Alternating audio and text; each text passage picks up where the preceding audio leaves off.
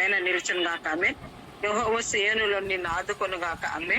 యెహోవా దేవుని నామం నిన్ను ఉద్ధరించు గాక ఆమె. యెహోవా నీ ప్రాకారములు నెమ్మది కలిగించును గాక ఆమె. యెహోవా నీ నగరంలో క్షేమం నుంచును గాక ఆమె. యెహోవా నీరు దహన బలులు అంగీకరించును గాక ఆమె. యెహోవా నీ నైవేద్యములు ఆగ్రానించును గాక ఆమె. యెహోవా నీ కోరికని సిద్ధింప చేయను గాక ఆమె. యెహోవా నీ ఆలోచన సఫలము చేయను గాక ఆమె. యెహోవా ఆపత్కాలము నీకు ఉత్తరవించును గాక ఆమె. యెహోవా పరిశుద్ధ స్థలమును నీ సహాయం చేయను గాక ఆమె. యెహోవా నీ శ్రమలన్నిటి నుండి విడిపించును గాక ఆమె. యెహోవా నీ భయములు నిన్ను తప్పించును గాక ఆమె. యెహోవా తన ముఖ కంటి నీపై ప్రకాశింపచేయను గాక ఆమె. యెహోవా తన దయచేట నీ కొమ్ము హెచ్చించును గాక ఆమె. యెహోవా ప్రభావ గౌరవము ధరింపచేయను గాక ఆమె. యెహోవా తన దండం నిన్ను ఆదరించును గాక ఆమె. యెహోవా నీ శత్రు ఎదుట భోజనం ఏర్పరచును గాక ఆమె. యెహోవా తెగులేమి రాకు నేను కప్పును గాక ఆమె. యెహోవా నీ రాకపోకలు నేను కాపాడును గాక ఆమె. యెహోవా కలిమి సంపదకు నేను దీవించు గాక ఆమె. యెహోవా దీర్ఘాయు నీకు దయచేయను గాక ఆమె. యెహోవా మేలుతో నీ హృదయని సంతృప్తి పరచును గాక ఆమె. యెహోవా నీ కష్టార్జితం అనుభవింపచేయను గాక ఆమె. యెహోవా రక్షణ వస్త్రం అలంకరించును గాక ఆమె. యెహోవా నిత్యము నీ మీద సమాధానం ఉంచును గాక. ఆమేన్, ఆమేన్, ఆమేన్. బైబిల్ గ్రంథం తీసుకున్నట్లే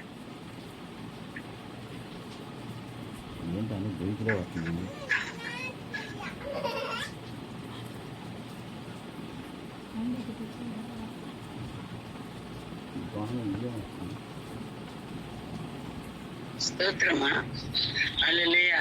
ఎద్దకు వెళ్ళిన తర్వాత నాతను ప్రవక్త అతని ఎద్దకు వచ్చినప్పుడు అతను రచించిన కీర్తన. దేవా నీ కృప చొప్పు నన్ను కరుణింపుము. నీ వాత్సల్య బాహుళ్యము చొప్పున అతిక్రమణ తుడిచివేయము. నా దోషము పోవునట్లను బాగుగా కడుగుము. నా పాపము పోవునట్లు పవిత్రపరచము. నా అతిక్రమంలో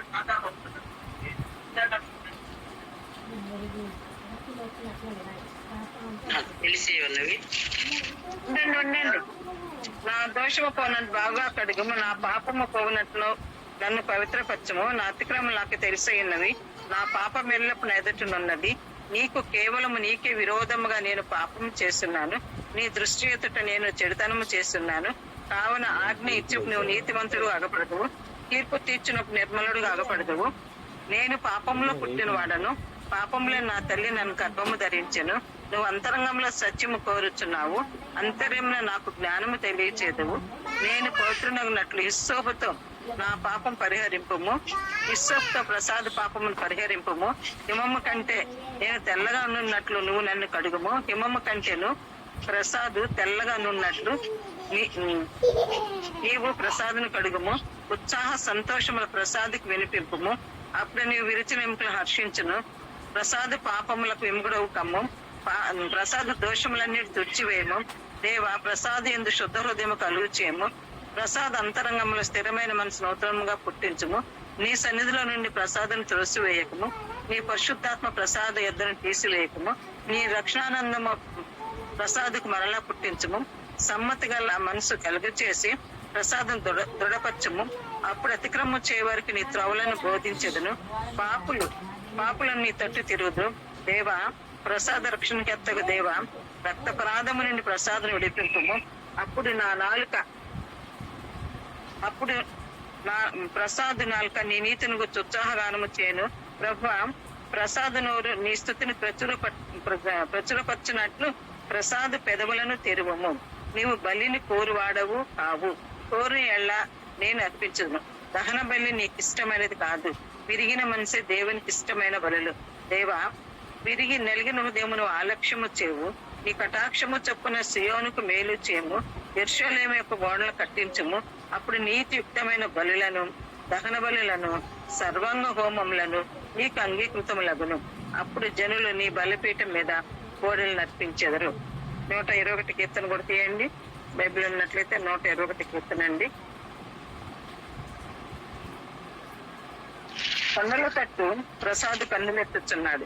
ప్రసాదికి సహాయం ఎక్కడి నుండి వచ్చును? యెహోవా వల్లనే ప్రసాదికి సహాయం కలుగును. ఆయన భూమి ఆకాశం సృజించిన వాడు. ఆయన ప్రసాద పాదము తొట్టులనేయాడు. ప్రసాదును కాపాడువాడు కొనుకడు. ఇశ్రాయేలును కాపాడువాడు కొనుకడు నిద్రపోడు. యెహోవాయే ప్రసాదును కాపాడువాడు. ప్రసాద కుడి ప్రక్కన యెహోవా ప్రసాదకు నీడగా ఉండను. పగల ఎండ దెబ్బ నన్ను ప్రసాద్కు తగలదు, రాత్రి వెన్నెల దెబ్బ నన్ను ప్రసాద్కు తగలదు. ఏ అపాయము రాకుండా యెహోవా ప్రసాదును కాపాడును, ఆయన ప్రసాద్ ప్రాణమును కాపాడును. ఇది మొదలుకొని నిరంతరము ప్రసాద్ రాకపోకలను యెహోవా ప్రసాద్ని కాపాడును. దేవుడి ఈ వాక్యాన్ని దీవించి ఆశ్రయించినాక మరి రాష్ట్రం గారు సావిత్రమ్మ గారు వాక్పరిచయలోకి వెళ్ళక ముందు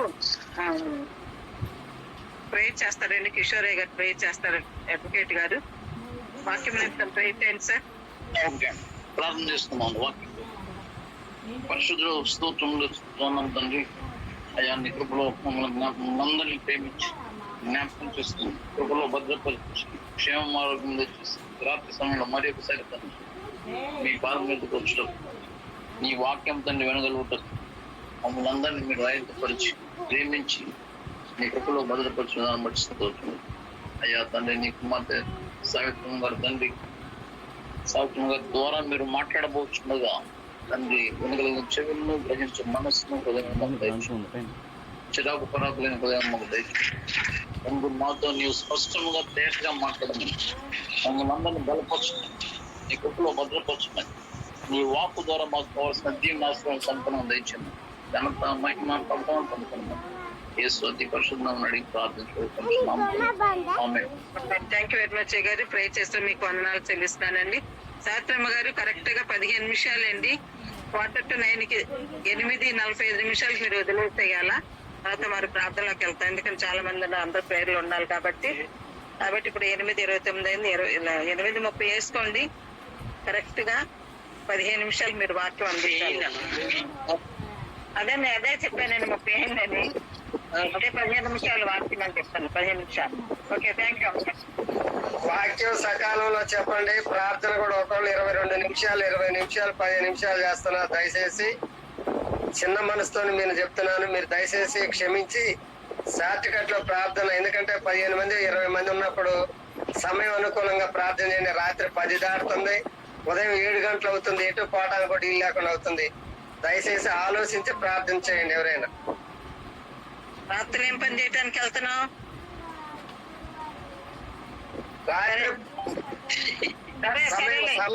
సమయం అనుకూలంగా చేయమంటారు. ఒక్కొక్కరు 20 నిమిషాలు దగ్గర వాళ్ళు ఎప్పుడు నేను చెప్తా కదా.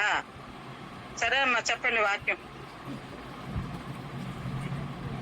ఓకే అన్న, అందరికి వందనాలండి. సమయాన్ని పాటిస్తే అందరికీ క్షేమం. హల్లెలూయా.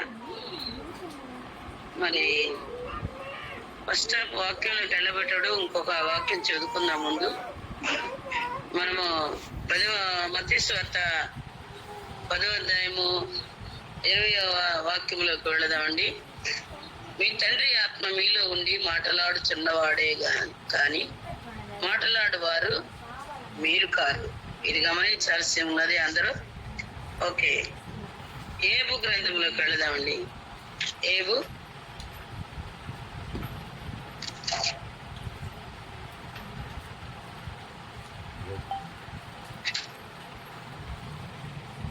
9వ అధ్యాయంలో కొన్ని మాటలు చదువుకొని ధ్యానించుకుందాం. ఫస్ట్ నుంచి కొన్ని చదువుతాను, వినండి. వీడియో ఆన్ చేస్తారా? ప్రత్యుత్తరం ఇచ్చిన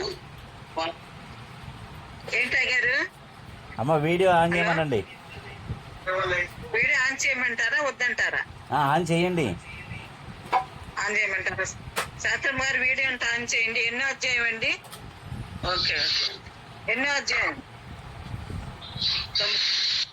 ఏబు 9.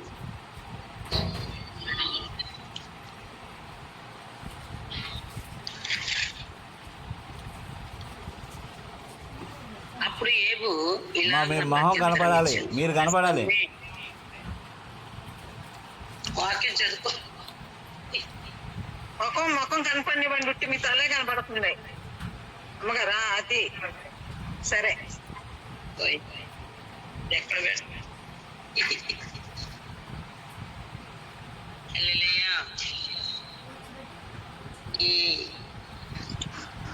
అప్పుడు ఏబు ఇలాగ ప్రత్యుత్తరం ఇచ్చిన, వాస్తవమే, ఆ సంగతి అంతే అని నేను ఎరుగుదును.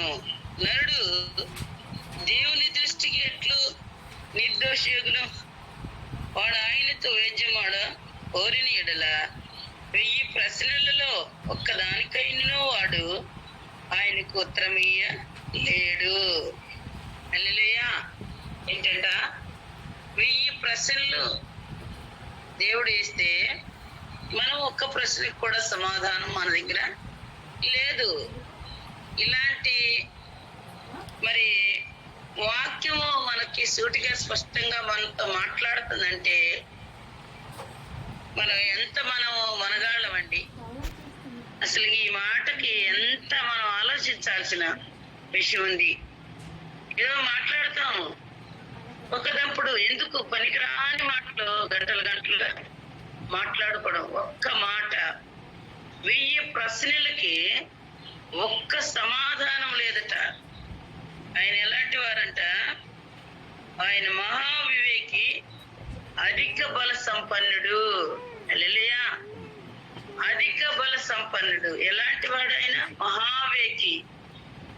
మహావివేకి యేసయ్యా, నా మదిలో మందసమాయనే, మహానుభావుడు యేసయ్యా. హల్లెలూయా. అంత గొప్ప వివేకము కలిగిన దేవునికి మనం ఎన్ని ప్రశ్నలు వేసాము? ఏవు గారు అయితే 150 ప్రశ్నలు వేశారంట. చూద్దాం అది. 150 ప్రశ్నలు వేస్తే ఆయన దేవుడు ఒక్క ప్రశ్నతోనే సమాధానం చెప్పాడంట. ఏమండి, మనం ప్రశ్న వేసేవారుగా ఉండకూడదు. ఎప్పుడు ప్రశ్నని జవాబిచ్చేవారుగా ఉండాలి. జవాబిచ్చేవారుగా ఉండాలి అంటే మనం ఏం చేయాలండి? 2 చేయాలి. 2 పనులు చేయాలి. ఏం పనులు? వాక్యం బాగా క్షుణ్ణంగా చదవాలి. మనం చెరుకు దంట నవిలినట్టుగా నవలాలి. రెండోది ధ్యానించాలి, ప్రార్థన చేయాలి. ఈ 2 మనకి చాలా ఇంపార్టెంట్. ప్రార్థన చేయాలి, వాక్యము చదవాలి. అప్పుడు మనము ఎవరు ఎన్ని ప్రశ్నలు వేసినా చెప్పగలిగిన సామర్థ్యత ఉంటుంది. హల్లెలూయా. హల్లెలూయా అంటున్నాడు దేవుడు. ఇన్ని బాధలు వచ్చినాయని నిట్టూర్పు ఇడుస్తున్నాడు. ఏమని ఇడుస్తున్నాడు? నేను పుట్టకుండా ఉన్నట్టే బాగుండేది, ఒక మగపిల్ల పుట్టిన రోజు లేకుండా ఉన్నట్టయితే బాగుండేది, అర్ధరాత్రి వేళ ఒక తల్లి కడుపు జారిపోయినట్లుగా ఉన్నట్టయితే బాగుండేది అని ఇలాగ ఎన్నో ప్రశ్నలు తనకు తానే వేసుకుంటున్నాడు. అప్పుడు దేవుడు అంటున్నాడు, తన ఫ్రెండ్స్ 3 ఉన్నారు కదండి, ఆ 3లో ఎలిఫస్ అంటున్నాడు, నీ భక్తి నీకు ధైర్యం పుట్టించదా? నీ యథార్థ ప్రవర్తన నీ నిరీక్షణకు ఆధారము కదా? జ్ఞాపకము చేసుకును, నిరపరాధమైన ఒకడు ఎప్పుడైనా నశించిన, యథార్థవర్తనలు ఎక్కడైనా నిర్మూలమవుతారా? ఎంత కష్టం వచ్చినా, ఎంత వేదన వచ్చినా, ఏ సమస్య వచ్చినా కానీ మనం ఎలా ఉండాలి? ధైర్యంగా ఉండాలి. వాక్యమే మనకి, దేవుడే మనకు ఆధారం కనుక మనం ఏం చేయాలి? ప్రార్థన చేయాలి. ప్రభుకు మన వ్యాజ్యములన్నీ ఆయనకు అప్పగించుకోవాలి. అప్పుడే మనకి నెమ్మది వస్తుంది, అప్పుడే మనకి జయం వస్తుంది, అప్పుడే మనకి కీర్తి వస్తుంది, ఖ్యాతి వస్తుంది. హల్లెలూయా. దేవుని పక్కన పెట్టేస్తారు, సమస్య వైపు ఏలాగ చూస్తారు. వాము వాయు అని అల్లాడిపోతారు. మనము ఈ సమస్యలన్నీ పక్కన పెట్టేసి ఏసై వైపు చూసామా, అవి ఎప్పుడో దాటి వెళ్ళిపోతాయి. ఒక్కొక్కటి ఒకదాని అంటే ఎటు వస్తాయో చక్కగా భక్తుడు చెప్పారు. ఈ ఎట్లు వస్తాయి అట్లే పోతాయి. కానీ మీరు మట్టికి నిబ్బరం కలిగి ధైర్యం కలిగి ఉండుడి అని చక్కగా దేవుడు వాక్య సెలవిస్తుంది. హల్లెలూయా. హల్లెలూయా. మరి మోషే చనిపోయిన తర్వాత మోషే నాయకత్వంలో ఈయన నిబ్బరంగా ఉన్నాడు, 2 చేతులు హాయి గుండె మీద తీసుకుని పడుకున్నాడు. అయితే మోషే చనిపోయిన తర్వాత చాలా బాధ వచ్చి పడేసింది యోషువాకి. ఎప్పుడైతే ఆ బాధను భరించలేక ఆయన భయపడిపోతున్నాడు, దేవుడు వెంటనే దిగొచ్చేసాడు. ఏమంటున్నాడు? మోషేకి తోడైన దేవుని నీకు తోడయ్యండి. హల్లెలూయా. భయపడొద్దు జడీకు, నేను నీకు కూడా తోడుంటాను. వాళ్ళు రాలేదు, వీళ్ళు రాలేదు, వాళ్ళు పలకరించలేదు, వీళ్ళు పలకరించలేదు, ఫోన్ చేయలేదు, మాట్లాడలేదు. ఈ జనం మీద పడిపోతారు. ఇదేందో మరి అలా ఏసైని నమ్ముకుంటే, నిజంగా నమ్ముకుంటే, దేవుని ఆత్మ నీలో ఉంటే, ముందే చదువుకున్నాం, దేవుని ఆత్మ మీలో ఉండి మాట్లాడాలి. దేవుని ఆత్మ మీలో ఉంటే ఎంత భయంకరమైన పరిస్థితినైనా కానీ ఇది నన్నేం చేయదు, నా దేవుడు ఉన్నాడని చాలా సులువుగా వదిలేస్తావు. హల్లెలూయా, హల్లెలూయా. అయినా ఒక పక్కన లాగుతాను నేను. సాతాను ఏం చేస్తాడు? ఇదిగో అటు నుంచి వస్తాడు, నేను తప్పించుకొచ్చాను, ఇటు నుంచి వస్తాడు, నేను ఒక్కడిని తప్పించొచ్చాను, నీ పిల్లలు చనిపోయాను, నీ పశువులు చనిపోయి, చనిపోయి, గొర్రె మేకల మందలు చనిపోయి, నేనే వాళ్ళని తప్పించుకొని వాడు చెప్తానే ఉంటాడు, ఇంకోటి వస్తాడు. అట్లాగా సైతాన్లన్నీ దేవుని ఎంతో జల్లిచ్చేసేసి, జల్లిచ్చినప్పుడు ఏమంటున్నాడు? యెహోవా ఇచ్చిన, యెహోవా తీసుకునేను, యెహోవా నామముకే మహిమ. మరి నువ్వు ఎప్పుడన్నా అన్నావా? నీ బాధ వచ్చినప్పుడు అన్నావా? శ్రమ వచ్చినప్పుడు అన్నావా ఆయనే చూసుకుంటాడని? నిబరం కలిగి ఉన్నారా? అలాగుంటేనే నిజమైన క్రైస్తవులు. నిజమైన క్రైస్తవులు ఎవరైతే సమస్యలు చూడరు, సమస్యలు కాదు చూసేది, దేవుని ఆత్మతో నింపబడి సమస్యనే చేయాలి అధికారంతో. ఏమి ఇవ్వలేదు మీకు అధికారం అండి. అదే మత్తయి సువార్తలో 10వ అధ్యాయం ఫస్ట్ లోనే ఇచ్చాడు. ఏమన్నాడు? రోగముల మీద అధికారం, వ్యాధుల మీద అధికారం, శక్తుల మీద అధికారం ఇచ్చాను. మీరు వెళ్ళి శిష్యులతో అంటున్నాడు, సమరయ, యోదయ, బూదిగంతముల వరకు మీరు స్వార్థను ప్రకటించుడి. ప్రకటిస్తున్నాం. హల్లెలూయా. మనం ఎవరికి చేతైన వరకు వారు ప్రకటించాల్సిందే, సామర్థ్యం పొంది ప్రకటించాల్సిందే, శక్తి కొలత ప్రకటించి ప్రభు రాకడ వరకు ప్రకటించాల్సిందే. మనం ఎక్కడ కూర్చున్నా, ప్రయాణం చేస్తున్నా, బస్సులో వెళుతున్నా, బండిలో వెళ్తున్నా, ఆటోలో వెళ్తున్నా, బైక్ మీద వెళ్తున్నా, ఫ్లైట్ లో వెళ్తున్నా, ఒక తృష్ణ గలి ఆత్మల భారము కలిగిన వారు నోరు విప్పుతారు. హల్లెలూయా, హల్లెలూయా. అయితే ఈయన ఏమంటున్నాడు? ఇన్ని శ్రమల్లో కూడా యెహోవా ఇచ్చును, యెహోవా తీసుకొని, యెహోవా నామమునికే మహిమ కలుగున గాక. 150 ప్రశ్నలు వేశాడంట ఏసయ్య తండ్రికి. ఏమి గారు ఇస్తే ఒక్క ప్రశ్నకే సమాధానం చెప్పారు. మరి మనకేం చేస్తారు? 1000 ప్రశ్నలు వేస్తే ఒకటి కూడా లేదు మనకు సమాధానం. ఉందండి మీ దగ్గర, నా దగ్గర ఒకటి లేదు. ఐఎమ్ 0. హల్లెలూయా, హల్లెలూయా. ఎందుకంటే మనం బాగా వాక్యాన్ని ధ్యానించాలి, వాక్యాన్ని ప్రకటించాలి, ప్రార్థన చేయాలి. మనము చేయాల్సింది వదిలిపెట్టేసి పక్కన పడేసి ఏదేదో ఊకదంపుల్లో ఏముంది? బియ్యం వస్తాయా? పొట్లు దంచితేనే బియ్యం వస్తాయి. హల్లెలూయా. తుక్కుగా ఉన్న అయిపోయిన చెరుకు దంటు పీసుని అయితే మనము ఏం చేయాలి? దంటిని అంత పిండేసి పిప్పు చేసిన తర్వాత మళ్ళీ ఆ పిప్పుని పక్కనే వేస్తారా? మళ్ళీ ఎవరన్నా వస్తే అడిగగానే నాకు జ్యూస్ కావాలని మళ్ళీ అతుక్కు పెడతారు. అలానికి మిషన్లో వేయరు కదా. అలాగే మనము కూడా మన మాట ఎలా ఉండాలంటే సారము కలిగిన మాట వల్లే ఉండాలి, అది విలువ కలిగిన మాట వల్లే ఉండాలి. నువ్వు మాట నోరు తెరిస్తే నీ నోటులో ఒకటి ఏం రావాలి? మధురము రావాలి. ఏమండి? వాక్యం ఏంది? మధురమై ఉన్నది. హల్లెలూయా. నీ మాట ఉప్పేసినట్లుగా ఉండాలి. నీ మాట టాబ్లెట్ ఏంటి తలకాయ నొప్పి వచ్చేటట్టుగా ఉండకూడదు. మన మాట, క్రైస్తవుని మాట సమాధానం వెంటాడాలి అనే 34వ కీర్తనలో ఉన్నది. ఆ టైం అయిపోతున్నది. ఒక మాట చూద్దామా? 34 కీర్తనలో ఏమున్నది? సమాధానం వెతుకుడి, దాన్ని వెంటాడుడి. హల్లెలూయా, హల్లెలూయా.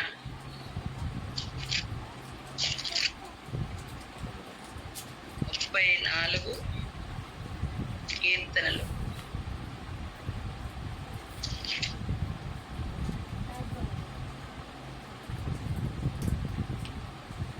కీడు చే 14 అండి. కీడు చేయటం అని మేలు చేయము, సమాధానం ఎదుటి దాన్ని వెంటాడుము. యెహోవా దృష్టి నీతిమంతుల మీద ఉన్నది, ఆయన చెవులు వారి మొరలకు ఒగ్గి ఉన్నది. హల్లెలూయా, హల్లెలూయా. ఎవరి మీద ఉన్నదంట? నీతిమంతుల మీద. నీతిమంతుడు ఎవరు? నీతిమంతుడు లేడు, ఒక్కడను లేడు. అబ్రహాము యెహోవా నమ్మినది అతనికి నీతిగా ఎంచబడిను. హల్లెలూయా, హల్లెలూయా.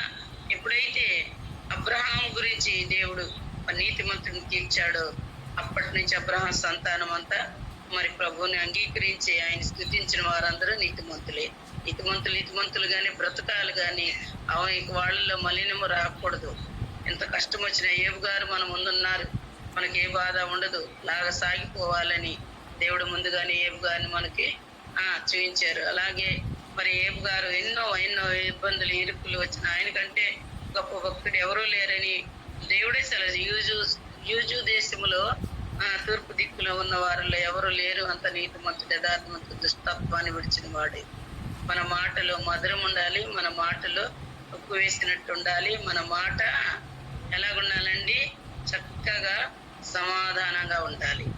ఏమండి, కొట్టుకెళ్ళి శనగలు ఉన్నాయా అంటే లేవండి అని చెప్పాలి. లేదంటావా? శనగలకు బదులు ఏదో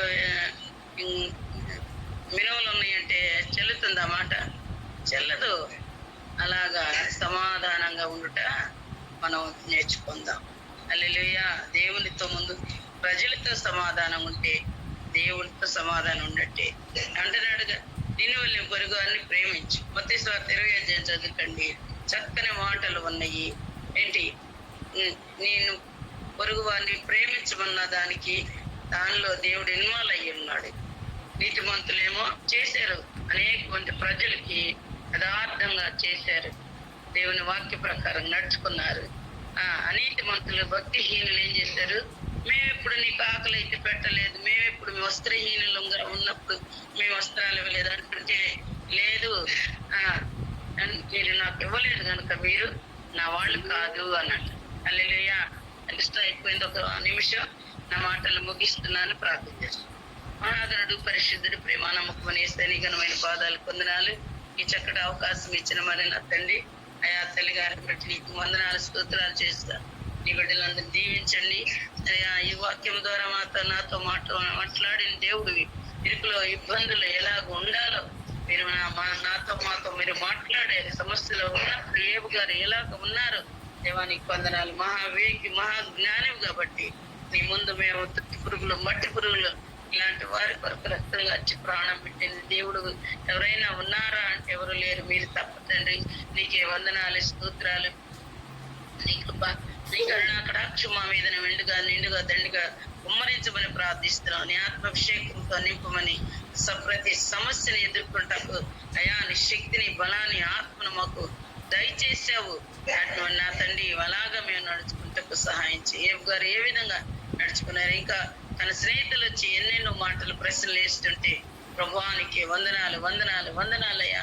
అయ్యా వాటన్నిటికీ నా ప్రభా కొన్ని ప్రశ్నలకి అయ్యా సంతోషపడుతున్నాడు, కొన్ని ప్రశ్నలకి కృంగిపోతున్నాడు. నాయన మేము ఎవరిని కృంగపరిచే మాటలు మా నోట రానివ్వద్దని ప్రార్థిస్తున్నాం అయ్యా. అందరిని బలపరిచే మాటలు, లేవనెత్తే మాటలు, ప్రోత్సహించే మాటలు మా నోట నుంచి నడిపి సహాయం చేయమని చిన్న ప్రార్థన పాసని చేసి ప్రతిఫలం దాయిచ్చేయమని ఈ స్నాములు అడిగి వేడుకొని స్తుతించి ప్రార్థిస్తున్నాం తండ్రి. ఆమేన్, ఆమేన్.